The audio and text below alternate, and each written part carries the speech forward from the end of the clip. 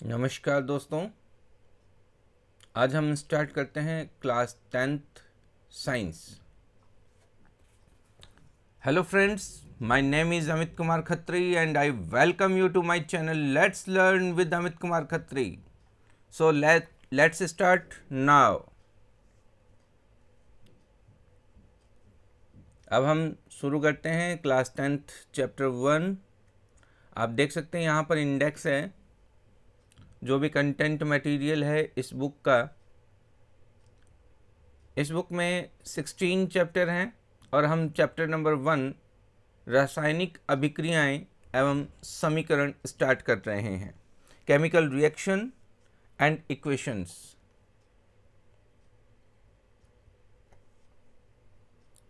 तो हम स्टार्ट करते हैं रासायनिक अभिक्रियाएं एवं समीकरण। अब देखिए, रासायनिक अभिक्रियाएं क्या होती है, या हम कहें कि केमिकल रिएक्शंस क्या होती हैं, या उसके बाद में है समीकरण यानी कि इक्वेशंस। तो अपने दैनिक जीवन की निम्न सिचुएशंस पर, परिस्थितियों पर ध्यान दीजिए और विचार कीजिए कि क्या होता है जब, यानी कि जब क्या होता है, कुछ रिएक्शंस हैं, व्हाट हैपन्स व्हेन। कि गर्मियों में कमरे के ताप पर दूध को खुला छोड़ दिया जाए तो milk is left at room temperature during summers. लोहे का तवा, तसला, कील को आर्द्र वायुमंडल में खुला छोड़ दिया जाए। अगर हम जो आयरन का जो अगर हम कहें तवा है, या कोई पेन है, ठीक है, फ्राई पैन हम मान सकते हैं, कोई पेन यानी कि कोई भी पॉट मान सकते हैं, नैल यानी कि कील है, उसको अगर हम ह्यूमिड एटमॉस्फेयर में ओपन एक्सपोज्ड कर दें, ओपन छोड़ दें, तो क्या होगा। नेक्स्ट है ग्रेप्स गेट फर्मेंटेड, यानी अंगूर का किण्वन हो जाता है, या फिर भोजन को पकाया जाता है। हमारा शरीर भोजन को पचा लेता है, डाइजेशन कर लेता है और हम सांस लेते हैं यानी ब्रीदिंग करते हैं। इन सब में क्या होता है, अगर हम इन सभी सिचुएशंस को देखें, इन सभी सारी परिस्थितियों को देखें, तो प्रारंभिक वस्तु की प्रकृति तथा पहचान कुछ न कुछ बदल जाती है। यानी रिएक्शंस होने से पहले कुछ और होती हैं और रिएक्शन होने के बाद में उसमें चेंजेस हो जाता है। पदार्थ के भौतिक तथा रासायनिक परिवर्तनों के बारे में हम पिछली कक्षाओं में पढ़ चुके हैं। अब देखिए, मैं यहाँ पर आपको कहूँगा कि अगर आपने मेरे पहले वीडियोस नहीं देखे हैं, अगर आप RS एस्पिरेंट हैं, तो आप पहले की सीरीज़ देखिए, ऊपर आई बटन में आपको उसका लिंक मिल जाएगा, ठीक है। तो वहाँ पर आप इन सारे वीडियोस को क्लिक कर सकते हैं। तो जो भी अब अपन बात कर रहे हैं, अगर कोई स्टूडेंट भी अगर ऐसा देखना चाहे तो वो देख सकता है। पेज को स्क्रॉल कर लेता हूं मैं।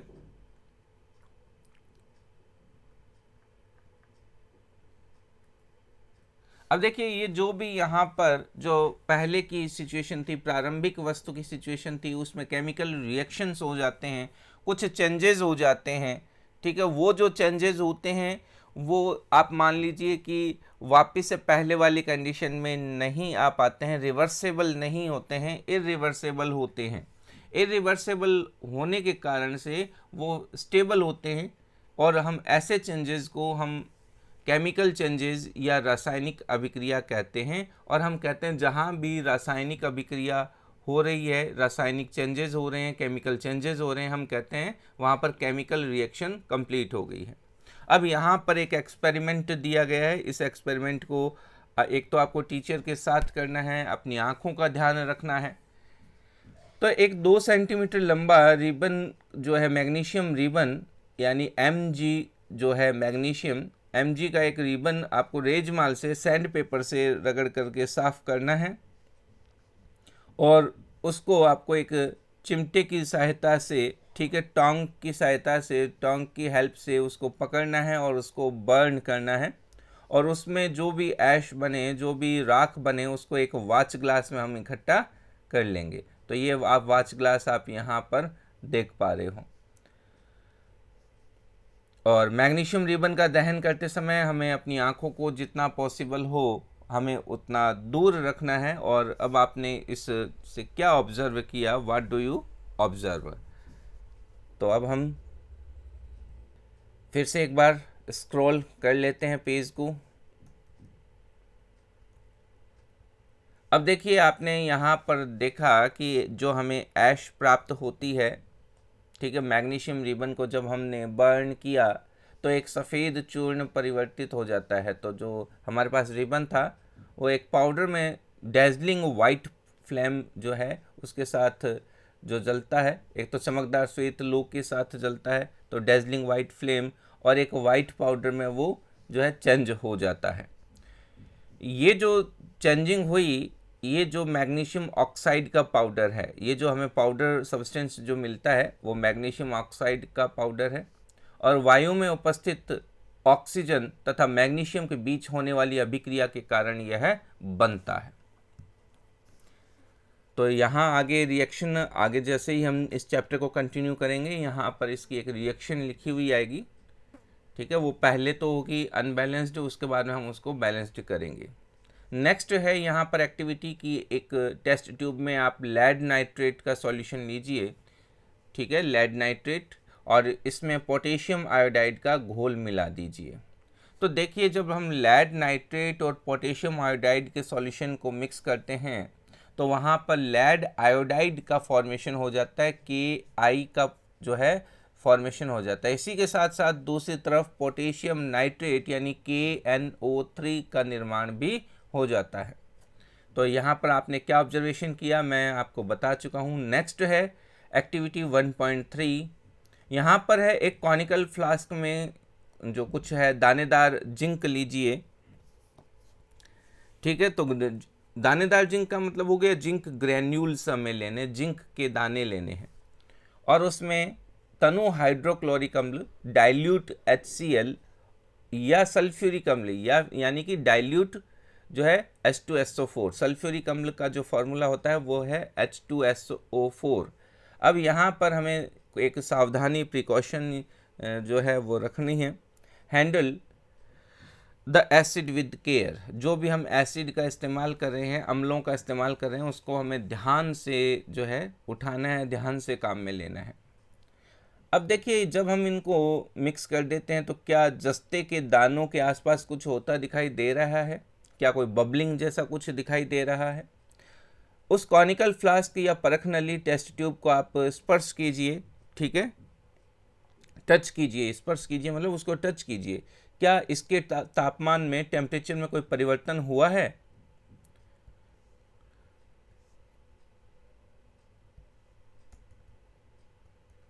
तो देखिए जब हम ये एक्सपेरिमेंट करते हैं तो यहाँ पर कुछ बबलिंग्स उठेगी, यानी कुछ केमिकल रिएक्शन होगी, और केमिकल रिएक्शन होने पर एक गैस बनेगी, वो हम कहेंगे हाइड्रोजन गैस है, ठीक है। तो जिंक प्लस H2SO4, तो यहाँ पर तो ZnSO4 बनता है, जिंक सल्फेट बनेगा और हाइड्रोजन गैस यहाँ से रिमूव हो जाएगी। आगे इसकी एक रिएक्शन आ जाएगी इसी बुक में।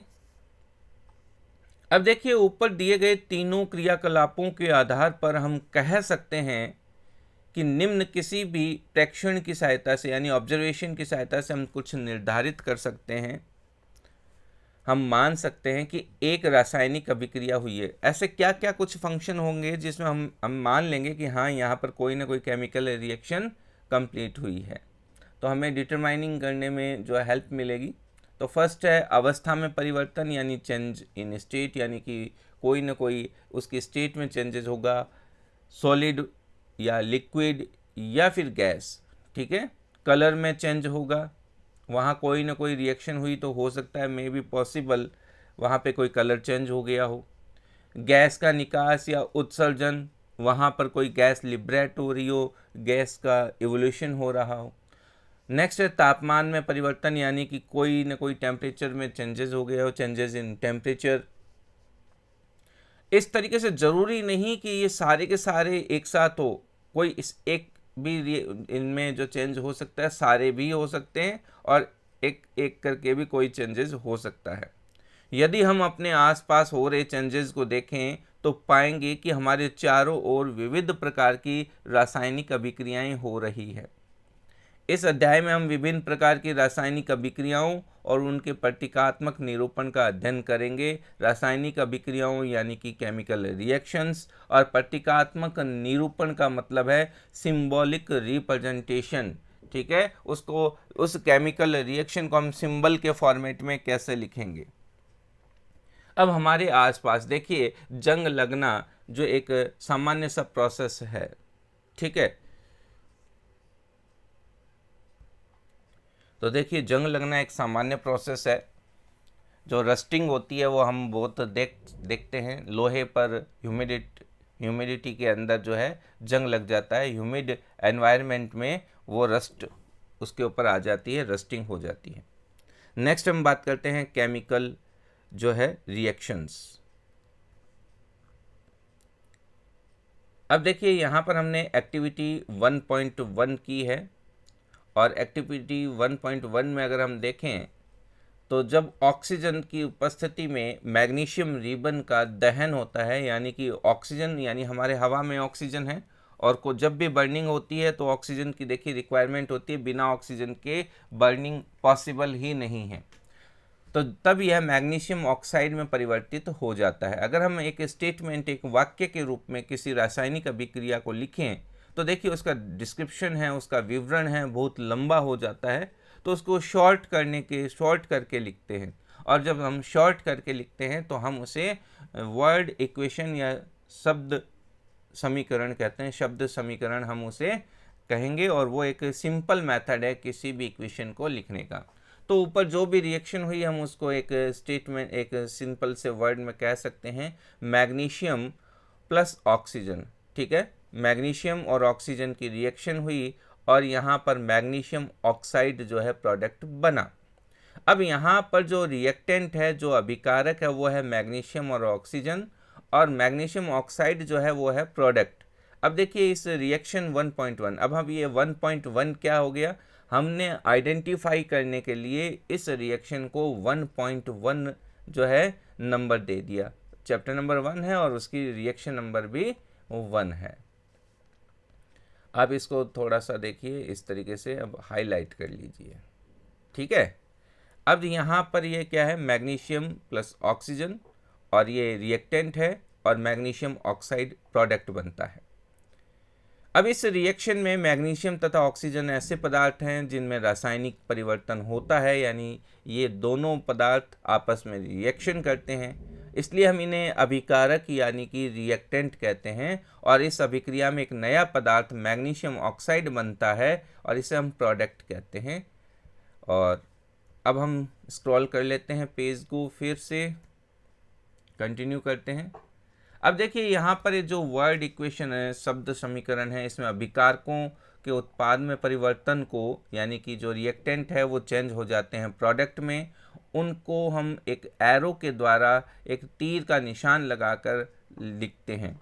अभिकारकों के बीच योग यानी रिएक्टेंट्स के बीच में हम एडिशन का चिन्ह लगाते हैं और उन्हें लेफ्ट हैंड साइड में लिखते हैं, और इसी प्रकार प्रोडक्ट के बीच भी योग का चिन्ह लगाते हैं। अब आप कहोगे सर इस इक्वेशन में तो है ही नहीं, भाई प्रोडक्ट ही एक है, अगर एक से ज़्यादा होते तो श्योर हम उसके बीच में प्लस का साइन लिखते, और तीर का सिरा उत्पाद की ओर होता इस, तथा यह एक अभिक्रिया होने की दिशा को, डायरेक्शन को दर्शाता है।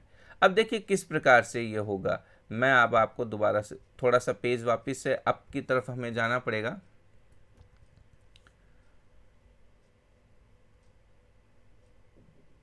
अब देखिए ये जो दोनों है मैग्नीशियम और ऑक्सीजन, ये दोनों के दोनों यहाँ पर रिएक्टेंट है, एक एरो का साइन है। अगर इस एरो के साइन को अगर आप देखो तो हम इस एरो के साइन को दोबारा से मैं बनाता हूँ, यहाँ पर एरो का साइन, ये देखिए, ये अगर एरो का साइन देखें तो इसका जो डायरेक्शन है वो मैग्नीशियम और ऑक्सीजन यानी रिएक्टेंट से प्रोडक्ट की तरफ है। तो यहाँ पर जो प्रोडक्ट है वो मैग्नीशियम ऑक्साइड है, रिएक्टेंट को हमने लेफ्ट हैंड साइड की तरफ रखा है और प्रोडक्ट को हमने राइट हैंड साइड की तरफ रखा है, और इन दोनों के बीच में हमने एक एरो का साइन लगाया है। इस एरो का जो आगे वाला हिस्सा है यानी कि जो डायरेक्शन वाला जो पार्ट है वो प्रोडक्ट की तरफ है, यानी कि रिएक्टेंट ये है, प्रोडक्ट ये है। अब हम यहाँ पर आगे जब हम इसको कंटिन्यू करते हैं तो रासायनिक समीकरण लिखना, ठीक है। अब हम इसको लिखेंगे कैसे, राइटिंग ए केमिकल इक्वेशन। अब देखिए क्या रासायनिक समीकरण के निरूपण की इससे भी कोई संक्षिप्त विधि है। अब देखिए जो हमने सबसे पहले अगर हम कहें कि डिस्क्रिप्शन लिखें तो बहुत लंबा हो जाता है, तो उसका हमने शॉर्ट मेथड अपनाया कि हम वर्ड जो है इक्वेशन लिख दें। क्या उससे भी कोई छोटा मेथड है क्या? तो अब जो हमने वर्ड लिए थे, शब्द लिए थे, उनकी जगह अगर हम केमिकल फार्मूला लिख दें, जैसे मैग्नीशियम है तो मैग्नीशियम की जगह हम वर्ड मैग्नीशियम ना लिख करके Mg लिख दें। ऑक्सीजन है, ऑक्सीजन की जगह हम ऑक्सीजन वर्ड को ना लिख करके उसकी जगह उसका सिंबल लिख दें, O2 लिख दें। मैग्नीशियम ऑक्साइड की जगह हम मैग्नीशियम ऑक्साइड वर्ड को ना लिख करके MgO उसका फार्मूला लिख दें। तो इस तरीके से क्या केमिकल रिएक्शन को लिखना और इजी नहीं हो जाएगा क्या? तो इस तरीके से हम उसे और ज़्यादा शॉर्ट बना सकते हैं, हमारे लिए ज़्यादा उपयोगी बना सकते हैं। तो रासायनिक समीकरण किसी रासायनिक अभिक्रिया को दर्शाता है। यदि आप मैग्नीशियम ऑक्सीजन तथा मैग्नीशियम ऑक्साइड के सूत्रों को याद करें, रिकॉल करें, तो उपरोक्त शब्द समीकरण इस प्रकार से लिखा जा सकता है। तो अब हम यहाँ पर कैसे लिखेंगे भाई? सीधी सी बात है, Mg प्लस O2 MgO। तो ये एक आपके सामने एक शब्द समीकरण को हमने इस प्रकार से लिख दिया और इसको नंबर दे दिया 1.2। अब देखिए जो एरो का साइन है, तीर के निशान के बाईं और दाईं ओर के एलिमेंट्स के परमाणुओं की संख्या की गिनती करें और उनको कंपेयर करें, तुलना करें। क्या दोनों ओर के तत्वों के परमाणुओं की संख्या समान है क्या? अब देखिए इधर Mg जो है वो 1 है, ठीक है। O2 ऑक्सीजन के 2 एटम हैं। अब आप इधर देखो MgO, Mg का 1 एटम है और ऑक्सीजन का 1 एटम है। तो ऑक्सीजन अभी तक यहाँ पर इक्वल नहीं है, इधर तो 2 एटम है, इधर 1 एटम है। तो इस प्रकार से हम कह सकते हैं कि ये जो केमिकल रिएक्शन है अनबैलेंस्ड है, बैलेंस्ड इक्वेशन नहीं है। यदि नहीं तो समीकरण असंतुलित है। अब देखिए चूंकि अभी अभी अपन ने देखा है कि ये बैलेंस्ड नहीं है, ठीक है, दोनों तरफ बराबर नहीं है, इसलिए ये जो इक्वेशन है अनबैलेंस्ड है। क्योंकि इक्वेशन के दोनों ओर का द्रव्यमान बराबर नहीं है। ये जो इक्वेशन है, ये जो समीकरण है, इसमें बोथ साइड का जो मास है वो इक्वल नहीं है।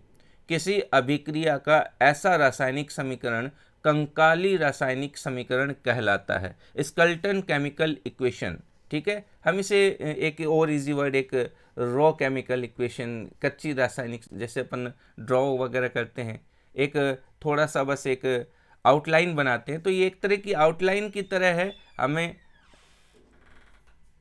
हमें जो है कंप्लीट पता नहीं लग पा रहा है, ये बैलेंस्ड इक्वेशन नहीं है। तो केमिकल की जो रासायनिक भाषा है उसमें हम इसे कंकाली रासायनिक समीकरण कहते हैं, स्केलेटल केमिकल इक्वेशन। तो इस प्रकार से ये Mg प्लस O2 एरो का साइन MgO यानी मैग्नीशियम ऑक्साइड, ये जो इक्वेशन है इसको हम मैग्नीशियम के वायु में जलने का कंकाली समीकरण कहते हैं। तो skeletal chemical equation for the burning of magnesium in air, हम इस तरीके से इसको कह सकते हैं।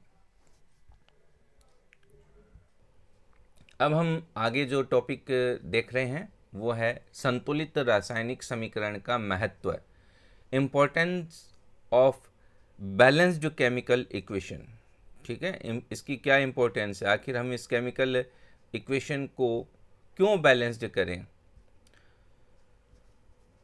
आपको द्रव्यमान के संरक्षण का नियम याद होगा, ठीक है। आपने जो पहले जो पढ़ा है वो रिकॉल कीजिए कि द्रव्यमान संरक्षण का नियम क्या था। आपने 9वीं कक्षा में अध्ययन किया था, ठीक है। तो यानी कि द्रव्यमान संरक्षण का नियम, लॉ ऑफ कंजर्वेशन, ठीक है, law of conservation of mass. इसके बाद में है कि इस रूल के अकॉर्डिंग, इस लॉ के अकॉर्डिंग क्या होता है कि जो भी केमिकल रिएक्शन है उसमें द्रव्यमान यानी मास का न तो निर्माण होता है ना ही विनाश, यानी कि कोई भी न तो क्रिएशन हो रहा है ना ही वहाँ पे कुछ डेस्ट्रॉय हो रहा है, तो न तो विनाश हो रहा है ना ही निर्माण हो रहा है। अर्थात किसी भी रासायनिक अभिक्रिया के उत्पाद यानी प्रोडक्ट तत्वों का कुल द्रव्यमान अभिकारक तत्वों के कुल द्रव्यमान के बराबर होता है। तो यहाँ पर ये समझा रहा है कि ये कह रहा है कि ये सब कुछ बैलेंस्ड रहता है। यहाँ पर हम जो भी देख रहे हैं केमिकल रिएक्शंस, उनमें नया कुछ नहीं बन रहा है।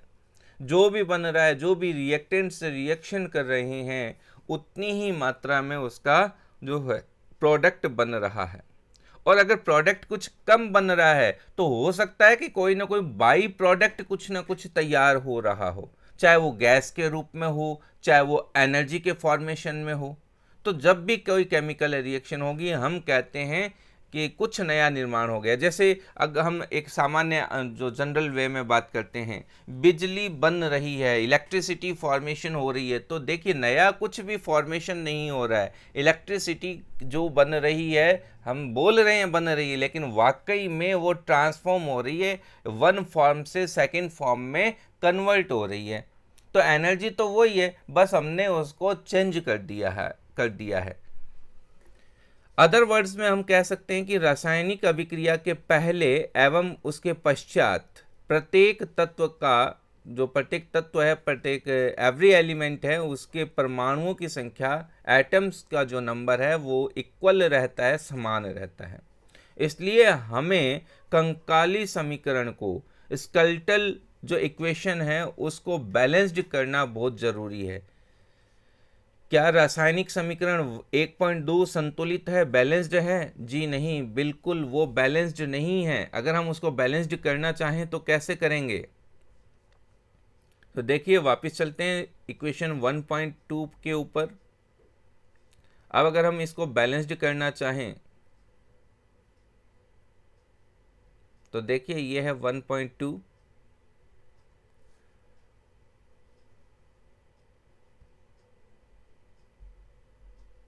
अब देखिए इसको मैं करता हूं। अब देखिए ये है Mg+O2, यानी कि मैग्नीशियम है और ऑक्सीजन है, इनमें कुछ रिएक्शन हो रही है और इधर प्रोडक्ट बन रहा है MgO। अब देखिए यहाँ पर हम सबसे पहले देखते हैं O जो है वो बैलेंस्ड नहीं है। अब हम इस फार्मूले में कुछ नहीं लिख सकते हैं, अंदर हमें इस जैसे MgO2 नहीं करना है, तो हम क्या करेंगे? हम करेंगे 2MgO। ये देखिए 2 हमने यहाँ पर लगा दिया। अब देखिए जैसे ही हम इधर 2 लगाते हैं तो O तो बैलेंस्ड हो गया है, क्योंकि इधर O2 है, इधर O और O 2 टाइम्स हो गया ना O। अब Mg भी 2 टाइम्स हो गया, तो इधर हम Mg से पहले भी 2 लगा देंगे। अब ये इक्वेशन जो है वो बैलेंस्ड है। तो अब आप यहाँ पर इस इक्वेशन को देखेंगे 2Mg+O2, एरो का साइन 2MgO, ठीक है। तो इस तरीके से ये अब एक बैलेंस्ड इक्वेशन है। आप इसको अलग अपना नोट डाउन कर लें।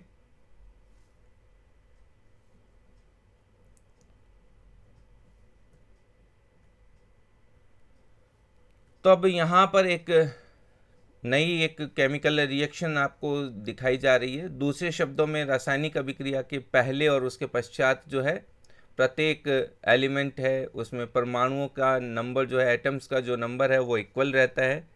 इसलिए हमें किसी भी स्केलेटल इक्वेशन को बैलेंस्ड करना आवश्यक है।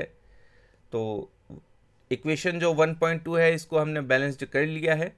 अब हम एक स्टेप वाइज स्टेप जो है इसको बैलेंस करना सीखते हैं। अब देखिए सबसे पहले हम एक्टिविटी 1.3 जो हमने की थी जिंक और सल्फ्यूरिक एसिड वाली, तो उसको हम यहाँ पर लिखते हैं। तो देखिए रिएक्टेंट क्या थे? जिंक ग्रेन्यूल्स जो हमने लिए थे, दानेदार जिंक हमने लिया था। उसके बाद में सल्फ्यूरिक अम्ल यानी कि H2SO4 हमने लिया, एरो का साइन लगाया, ये दोनों रिएक्टेंट हैं। और इधर जो है वो प्रोडक्ट राइट हैंड साइड की तरफ प्रोडक्ट बनेगा, जिंक सल्फेट बनेगा और हाइड्रोजन गैस वहाँ पर रिलीज होगी। अब हम इसको अगर ये जो वर्ड इक्वेशन है, इस वर्ड इक्वेशन को अगर हम केमिकल फार्मूला में कन्वर्ट करें तो वो निम्न प्रकार से हो जाएगी। देखिए ये तो है आपकी इसकी वर्ड इक्वेशन। अब इसको हम इसके केमिकल फार्मूला लिख देते हैं। जिंक है तो जिंक को Zn लिखते हैं। सल्फ्यूरिक अम्ल का फॉर्मूला H2SO4 है, बीच में एरो का साइन है, और ZnSO4 यानी कि जिंक सल्फेट एक प्रकार का साल्ट है, और हाइड्रोजन गैस यहाँ पर लिबरेट होती है। तो ये जो इक्वेशन है इसको यहाँ पर आपकी बुक में 1.3 नंबर दे दिया है। अब हम इस जो इक्वेशन में तीर के निशान के दोनों ओर के तत्वों के परमाणुओं की संख्या को कंपेयर करते हैं। अब देखिए इधर जिंक कितना है, इस जिंक को देखिए आप 1 जिंक है। अब आप इस राइट हैंड साइड की तरफ देखिए जिंक 1 है, तो जिंक तो आपके बैलेंस्ड है। हाइड्रोजन को देखिए H2, ठीक है, 1 मॉलिक्यूल है या 2 एटम है, तो यहाँ भी देखिए हाइड्रोजन 1 मॉलिक्यूल है, एक अणु हाइड्रोजन है, और SO4 सल्फेट। तो यहाँ पर ये जो इक्वेशन है ऑटोमेटिकली बैलेंस्ड इक्वेशन है।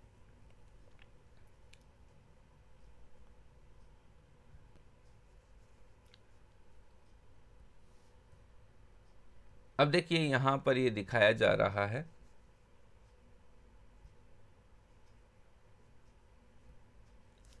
तो यहाँ पर कंपेयर किया जा रहा है रिएक्टेंट को, लेफ्ट हैंड साइड और राइट हैंड साइड लिखा जा रहा है। जिंक के कितने हैं, बोथ साइड 1 है। हाइड्रोजन के कितने हैं, एटम्स हैं, वहाँ पर मैंने मॉलिक्यूल 1 बोला है और एटम्स 2 हैं, ध्यान रखना। मॉलिक्यूल 1 है पर एटम्स 2 हैं। तो यहाँ पर हम एटम्स के अकॉर्डिंग इसको कंपेयर कर रहे हैं। तो हाइड्रोजन है, तो हाइड्रोजन को हम देखेंगे कि दोनों तरफ बोथ साइड 2 है। सल्फर कितना है, 1 है, और ऑक्सीजन कितना है, 4 है। इस तरीके से अगर हम इंडिविजुअल एटम्स को देखें, हर एक एटम को देखें, तो वो दोनों तरफ बैलेंस्ड है। अब यहाँ पर आपको एक इक्वेशन और दी जा रही है। इस इक्वेशन का जो है Fe प्लस H2O, ठीक है, Fe मतलब लोहा यानी आयरन, और H2O यानी कि वाटर। अब ये यहाँ पर जो वाटर है, अभी हमें पता नहीं लग पा रहा है कि आइस है, वेपर है, या लिक्विड फॉर्म में है, लेकिन फिर भी हम हमारे जो भी नॉलेज है उसके अकॉर्डिंग यहाँ पर समझ सकते हैं कि यहाँ पर वाटर वेपर की बात हो रही है। ये हम सिर्फ समझ पा रहे हैं, ठीक है, इसमें इस रिएक्शन में भी ऐसा कुछ श्योर नहीं हो रहा है।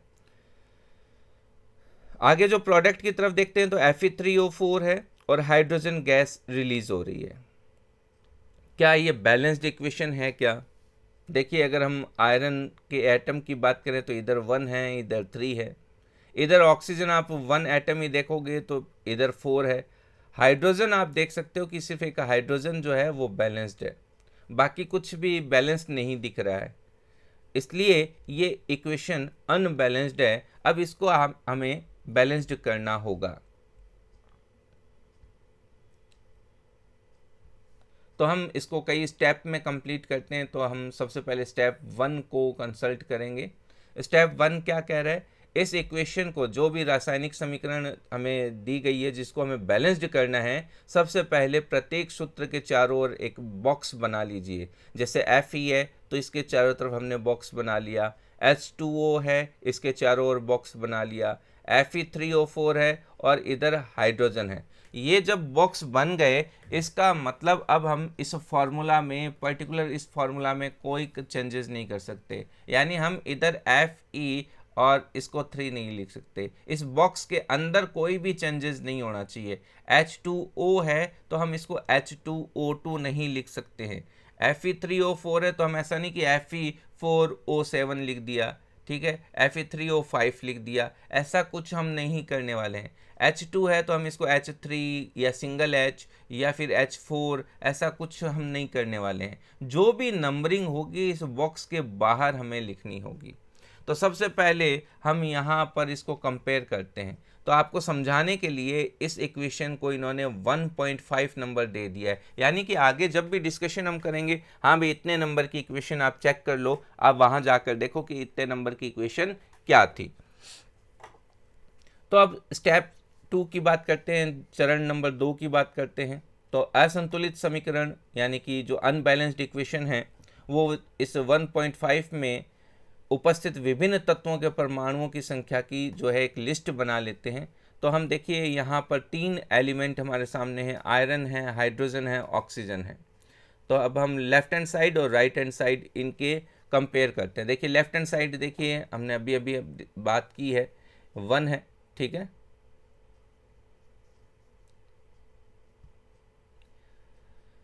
और राइट हैंड साइड आयरन जो है वो 3 एटम्स हैं, वहीं हाइड्रोजन इधर 2 है, इधर 2 है, और ऑक्सीजन इधर 1 है और राइट हैंड साइड की तरफ 4 है।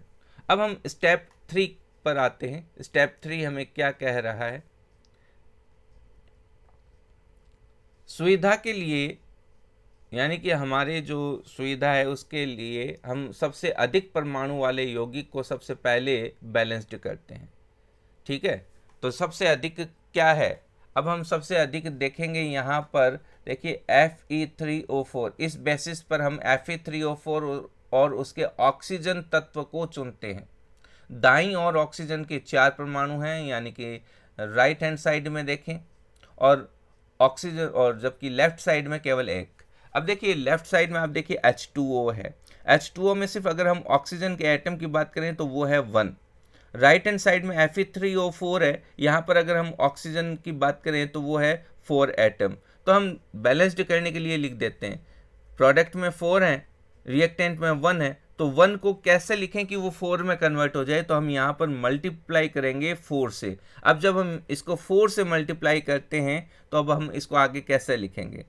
यहाँ पर यह याद रखना आवश्यक है कि परमाणुओं की संख्या को बराबर करने के लिए हम अभिक्रिया में शामिल तत्वों तथा यौगिकों के सूत्रों को नहीं बदल सकते। तत्व यानी कि जो भी एलिमेंट है उसके फॉर्मूला को नहीं बदलना है। यौगिक जो कंपाउंड है, अब जैसे Fe3O4 है वो एक कंपाउंड है, H2O है अपने आप में कंपाउंड है, तो हम इनके बेसिक फॉर्मूला को हमें चेंज नहीं करना है। अब हम यहाँ पर सबसे पहले किसको, ऑक्सीजन एलिमेंट को लिया है। ऑक्सीजन एटम को बैलेंस्ड करने के लिए हम 4 से मल्टीपल लगाकर 4H2O लिख देते हैं। तो अब हमने जो बॉक्स की जो इक्वेशन लिखी थी ना बॉक्स में, ठीक है, उसमें जो H2O है उससे पहले हमने 4 लगा दिया है। अब देखिए 4H2O बन चुका है। अब यहाँ पर देखिए ऑक्सीजन ऑटोमेटिक हो गई। अब हाइड्रोजन देखिए कितनी है, 4 2 जा 8, तो 8 एटम हाइड्रोजन हो गई है। तो अब नेक्स्ट स्टेप की तरफ बढ़ते हैं। अब ये देखिए आंशिक रूप से संतुलित समीकरण हमारे सामने है। यहाँ पर आंशिक रूप का मतलब हो गया पार्शियली बैलेंस्ड इक्वेशन, ठीक है। ये पूरी जो है कंप्लीटली बैलेंस्ड नहीं है, ये पार्शियली बैलेंस्ड है, आंशिक रूप से संतुलित है। अब हम क्या करते हैं, नेक्स्ट स्टेप की बात करते हैं, स्टेप नंबर 4। तो Fe यानी कि आयरन तथा हाइड्रोजन अभी भी यहाँ पर बैलेंस्ड नहीं है, संतुलित नहीं है। इनमें से किसी एक तत्व को हम पिक करते हैं और आगे बढ़ते हैं। और अब हम इसे पार्शियली रूप से, आंशिक रूप से संतुलित समीकरण को, बैलेंस्ड इक्वेशन को में हाइड्रोजन परमाणु को संतुलित करते हैं। अब हम हाइड्रोजन परमाणु को पिक करते हैं। अब देखिए हाइड्रोजन परमाणु मैंने अभी अभी कहा H2 है और इधर 4 है, तो 8 एटम हो चुके हैं, 8 परमाणु हो चुके हैं। यहाँ पर अगर हम राइट हैंड साइड देखेंगे तो 2 ही है, तो इसको 8 में कन्वर्ट करने के लिए क्या करेंगे, इस बॉक्स से पहले 4 लिख देंगे। क्लियर? तो देखिए हाइड्रोजन परमाणु को बराबर करने के लिए दाईं ओर हाइड्रोजन अणु की संख्या को 4 कर देते हैं। तो राइट हैंड साइड हम क्या करते हैं, 4 से मल्टीप्लाई करते हैं। तो यहाँ पर अगर हम रिएक्टेंट में देखें 4H2O है, इसका मतलब 8 है, और उत्पाद प्रोडक्ट में देखिए H2 है, ठीक है। तो यहाँ पर जो 2 एटम है, तो इसको हम करते हैं 4 से मल्टीप्लाई। अब हमारी जो इक्वेशन होगी वो वापस से पार्शियली बैलेंस्ड है। देखिए Fe प्लस 4H2O, एरो का साइन Fe3O4 प्लस 4H2। अब देखिए H2 हो गया, ऑक्सीजन हो गया, लेकिन आयरन अभी भी बचा हुआ है। अब हम आयरन जो बचा हुआ एलिमेंट है उसको और पिक कर लेते हैं।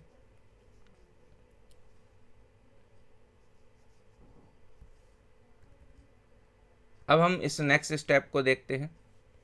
अब देखिए ऊपर दिए गए समीकरण यानी इक्वेशन को आप ऑब्जर्व कीजिए, उसको जांच कीजिए, तथा तीसरा तत्व जो बचा हुआ है आयरन, उसको भी अब हम बैलेंस्ड करते हैं। अब हम देखिए प्रारंभ में देखते हैं Fe कितना है, अगर हम रिएक्टेंट में देखेंगे तो 1 है, और अगर हम प्रोडक्ट में देखेंगे तो 3 है। Fe3O4 में देखिए Fe कितना है, 3 है। अब हमें इस 3 को बैलेंस्ड करना है। कैसे करेंगे, इधर तो 1 है तो 1 को 3 से मल्टीप्लाई कर देंगे।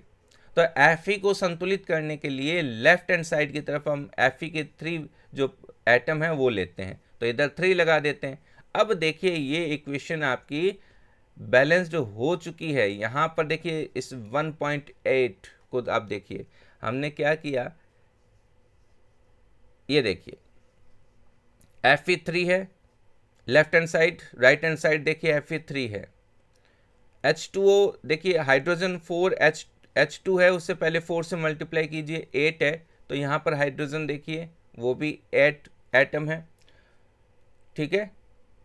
अब आप ऑक्सीजन देखिए, इधर ये 1 ऑक्सीजन मल्टीप्लाई 4 तो 4 हो गए। आप इस ऑक्सीजन को देखिए 4 है और हमने इसको जो है 1.8 नंबर दिया। अंत में यानी कि लास्ट में इस बैलेंस्ड समीकरण की जांच के लिए हम समीकरण में दोनों ओर के तत्वों के परमाणुओं की संख्याओं को परिकलन करते हैं। अब ये परिकलन क्या है, कैलकुलेट करना, ठीक है। ये जो स्टेप 6 है इसमें जो परिकलन वर्ड है इसका मतलब होता है कि एक तरीके से कैलकुलेशन करना। तो अब देखिए आप इस इक्वेशन को 3Fe, अब प्रॉपर वे में अगर हम इसको लिखेंगे तो देखिए 3Fe + 4H2O, एरो का साइन Fe3O4 + 4H2, तो ये एक बैलेंस्ड इक्वेशन है, ठीक है।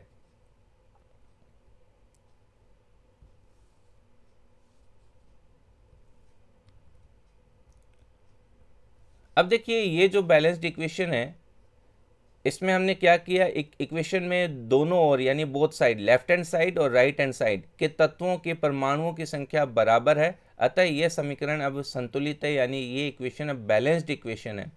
रासायनिक समीकरण को बैलेंस्ड करने की इस विधि को हिट एंड ट्रायल विधि कहते हैं। अब देखिए ये हिट एंड ट्रायल विधि क्या है, हमने सबसे पहले एक एक एलिमेंट को हिट किया और उसको ट्रायल पे ले आए, ठीक है। एक एक एलिमेंट को पिक करके उसको बैलेंस्ड किया, इसी मेथड को हिट एंड ट्रायल मेथड कहते हैं, क्योंकि सबसे छोटी पूर्णांक नंबर के गुणांक का उपयोग करके समीकरण को संतुलित करने का प्रयत्न करते हैं।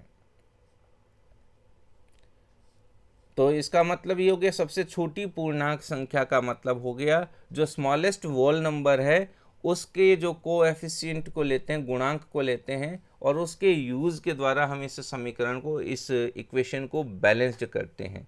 तो सबसे छोटी पूर्णांक संख्या के गुणांक के द्वारा, यानी कि हम इसको कह सकते हैं कि we make trials to balance the equation by using the smallest whole number coefficient. तो इस तरीके से हम इस पूर्णांक संख्या के गुणांक को यूज करके जो है इसको बैलेंस्ड करते हैं।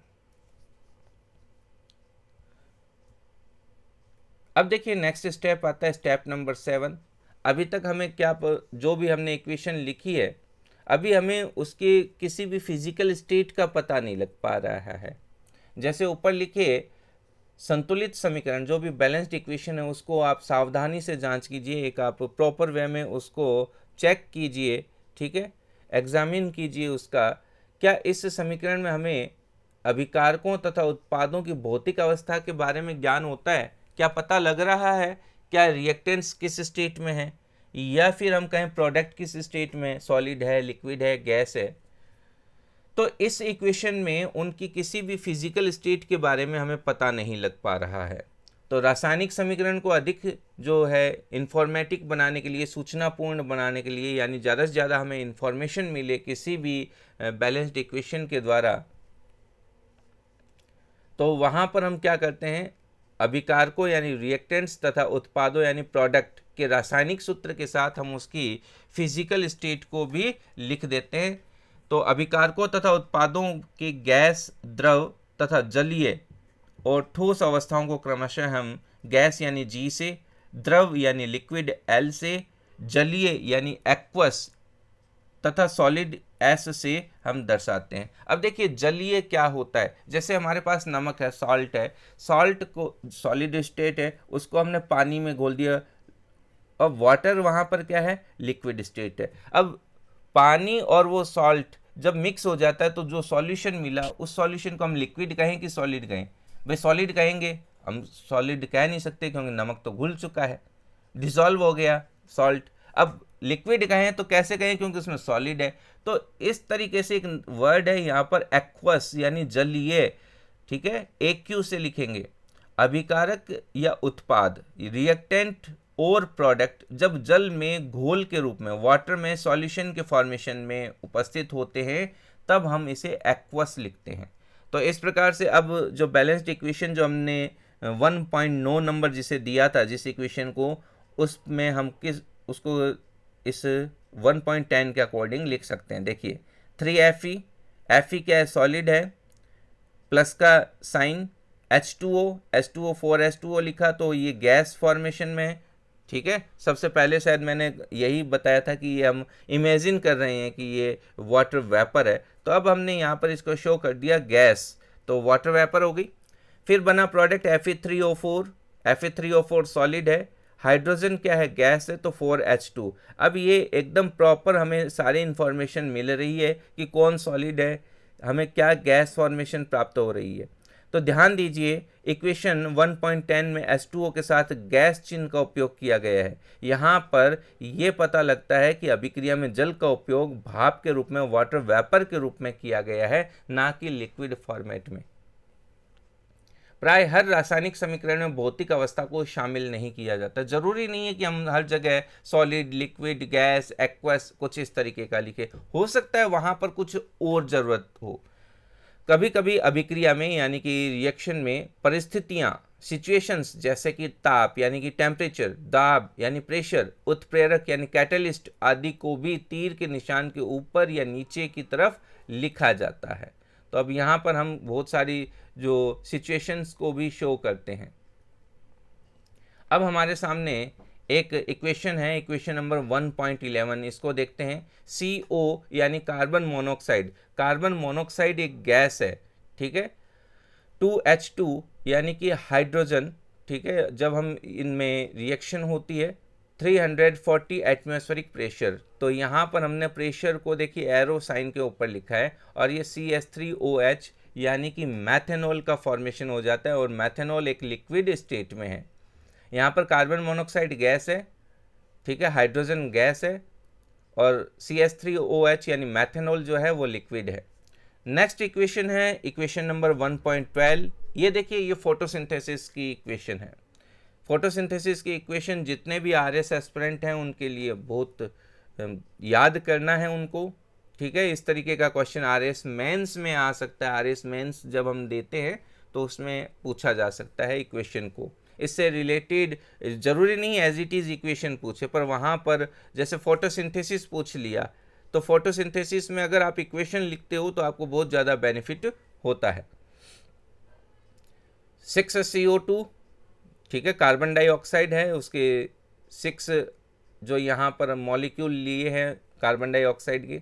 H2O जो लिक्विड फॉर्मेट में है, ठीक है। 12 एरो का साइन है, एरो के साइन के ऊपर देखिए सूर्य का प्रकाश प्लस क्लोरोफिल, और यहाँ पर जो प्रोडक्ट बनेंगे वो C6H12O6 बनेगा यानी ग्लूकोज बनेगा, और ये एक्वस फॉर्मेट में होगा।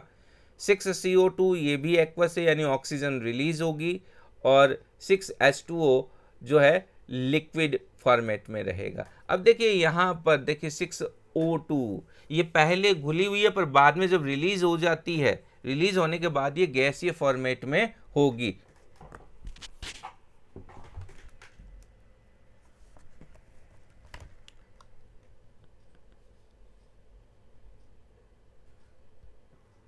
अब देखिए यहाँ पर जो ये ऑक्सीजन है आप इसको गैस के फॉर्मेट में माने, क्योंकि ये गैस बाद में निकल जाती है। अब हम यहाँ पर कुछ क्वेश्चंस हैं, इन क्वेश्चंस को भी सॉल्व कर लेते हैं। फर्स्ट क्वेश्चन है, वायु में जलाने से पहले मैग्नीशियम रिबन को साफ क्यों किया जाता है? भाई वायु में जलाने से पहले मैग्नीशियम रिबन को जब हम उस सैंड पेपर से साफ करते हैं, क्योंकि उसके ऊपर जो इम्प्योरिटीज़ लगी हुई हैं वो साफ़ हो जाएं, और जो हमें बाद में मैग्नीशियम ऑक्साइड का जो पाउडर प्राप्त हो वो हमें प्योर जो है प्राप्त हो, उसमें कोई इम्प्योरिटीज़ ना हो। इसके लिए हम उसे क्या करते हैं, मैग्नीशियम रिबन को सैंड पेपर से साफ़ कर लेते हैं। अब यहाँ पर कुछ हम बैलेंस्ड इक्वेशन दी गई हैं, हाइड्रोजन प्लस क्लोरीन। तो देखिए हाइड्रोजन को हम H2 के द्वारा लिखते हैं प्लस Cl2 और एरो का साइन लिखेंगे, फिर हाइड्रोजन क्लोराइड यानी HCl बनता है और HCl से पहले 2 लगा देंगे तो वो बैलेंस्ड इक्वेशन हो जाएगी। नेक्स्ट है barium chloride plus aluminium sulphate, arrow का साइन बेरियम सल्फेट और एल्यूमिनियम क्लोराइड। तो देखिए 3BaCl2, बेरियम क्लोराइड का जो फॉर्मूला होता है BaCl2 और उससे पहले हमें 3 लगा देना है, plus aluminium sulphate Al2, bracket में सल्फेट लिखेंगे, SO4 लिखेंगे, ब्रैकेट बंद करके नीचे की तरफ 3 लिख देंगे, तो Al2SO4 3 हम इसको बोलते हैं। फिर हम लिखते हैं बेरियम सल्फेट यानी कि BaSO4 और इधर बनता है एल्यूमिनियम क्लोराइड AlCl3। तो बेरियम सल्फेट से पहले हम 3 लिख देंगे और एल्यूमिनियम क्लोराइड से पहले 2 लिख देंगे। इस तरीके से ये जो इक्वेशन होगी वो बैलेंस्ड इक्वेशन होगी। नेक्स्ट है Na, सोडियम है प्लस वाटर है H2O और इधर जो प्रोडक्ट बनता है NaOH, sodium hydroxide plus hydrogen H2।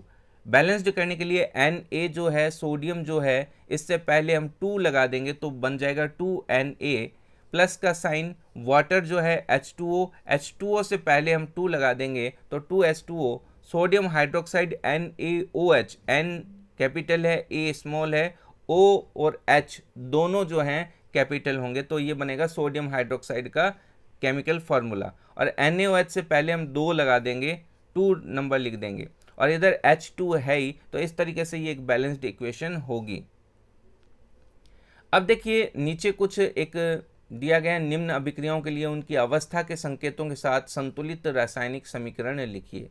जल में बेरियम क्लोराइड तथा सोडियम सल्फेट के विलयन अभिक्रिया करके, अब देखिए यहाँ पर एक विलयन वर्ड आया है, सॉल्यूशन वर्ड आया है, अभिक्रिया करके सोडियम क्लोराइड का विलयन तथा अघुलनशील बेरियम सल्फेट का अवक्षेप बनाते हैं।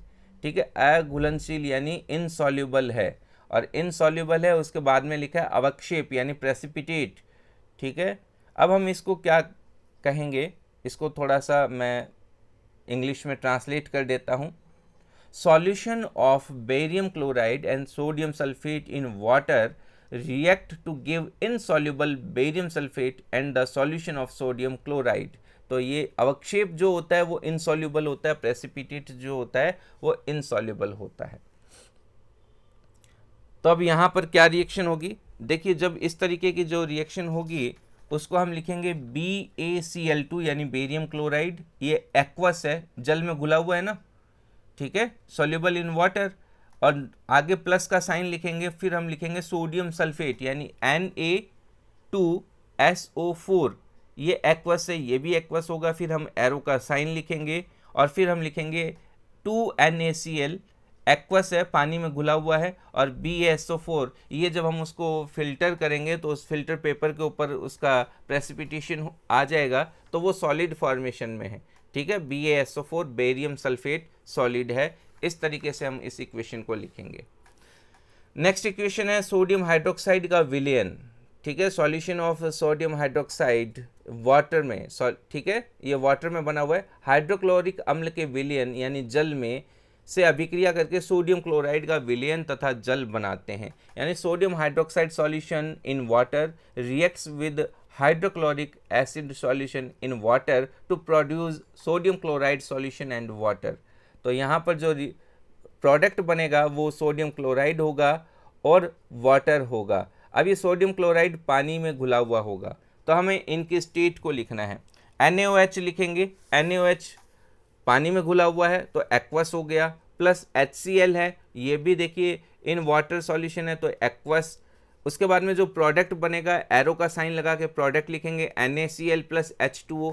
NaCl क्या है, उस पानी में घुला हुआ है इसलिए एक्वस होगा, और H2O क्या है, लिक्विड है। अब देखिए ये जो इक्वेशन है मैं अगले वीडियो में आपको अवेलेबल करवा दूंगा, ठीक है, लिख करके, पर उसका अब जो मैं कहूँ डिस्क्राइब करना है वो मैं अब यहाँ पर कर चुका हूँ, इसलिए डिस्क्राइब नहीं करूँगा उसको मैं सिर्फ एक बार समझा दूंगा। इसी के साथ अपना ये वीडियो भी देखिए कंप्लीट होता है। तो आप इस चैनल को ज़्यादा से ज़्यादा सब्सक्राइब कीजिए, और चैनल को सब्सक्राइब करोगे मुझे मोटिवेशन मिलेगा और आपको अच्छे से अच्छे क्वालिटी का कंटेंट भी अवेलेबल तभी हो पाएगा। आप इसको लाइक कीजिए और अपने फ्रेंड्स के साथ शेयर कीजिए। हो सकता है आपके फ्रेंड्स को अभी पता भी नहीं हो कि इस तरीके से एनसीईआरटी का सिलेबस कंप्लीट करवाया जा रहा है। और आपको अगर वे पसंद आया है तो लाइक कर दीजिए, सब्सक्राइब कीजिए, शेयर कीजिए। Thank you. जय हिंद, जय भारत।